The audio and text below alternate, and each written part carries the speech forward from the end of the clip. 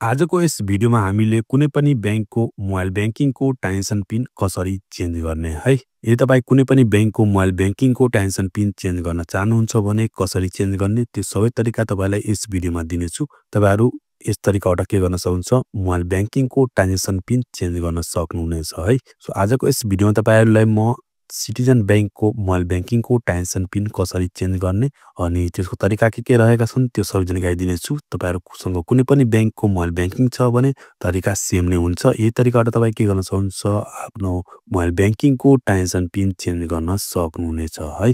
So अहिलेको लागि साथीहरू तपाईँलाई म मोबाइलको स्क्रिनमा लगेर सबै कुराहरू देखाउनेछु कसरी तपाईँले आफ्नो मोबाइल ब्याङ्किङको ट्रान्जेक्सन पिन चेन्ज गर्ने है।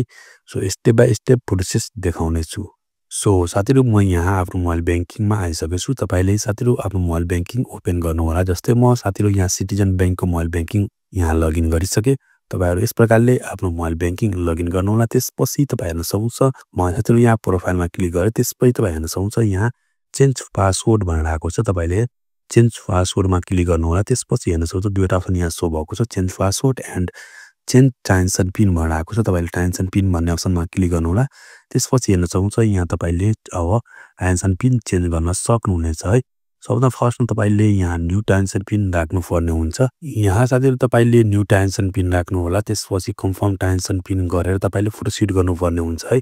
तपाईँले कुन क्रिएट गर्न चाहनुहुन्छ त्यो 4 अङ्कको तपाईँले यहाँ पिन क्रिएट गर्नु होला। त्यसपछि सायद तपाईँले सबै कुरा हेरेर यहाँ प्रोसिड गर्नुपर्ने हुन्छ है। सो तपाईँले सबै कुरा एक्चुअली हेरेर प्रोसिड गर्नु होला। त्यसपछि तपाईँ हेर्न सक्नुहुन्छ यहाँ करेन्ट ट्रान्जेक्सन पिन भएर आएको छ।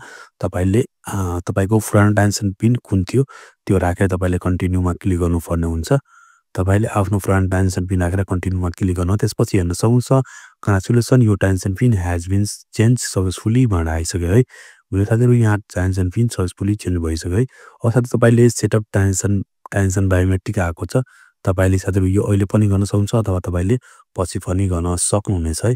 सो साथीहरू तपाईँ हेर्न सक्नुहुन्छ मेरो साथीहरू यहाँ इजिली के भइसक्यो, सबै ट्रान्जेक्सन पिनहरू चेन्ज भइसक्यो। सो मेरो मोबाइल ब्याङ्किङको साथीहरू ट्रान्जेक्सन पिन चेन्ज भइसक्यो। तपाईँले यस प्रकारले के गर्न सक्नुहुन्छ, आफ्नो मोबाइल ब्याङ्किङको ट्रान्जेक्सन पिन चेन्ज गर्न सक्नुहुन्छ। यदि तपाईँसँग कुनै पनि ब्याङ्कको मोबाइल ब्याङ्किङ छ भने तपाईँले यही तरिकाबाट के गर्न सक्नुहुन्छ, ट्रान्जेक्सन पिनहरू चेन्ज गर्न सक्नुहुनेछ।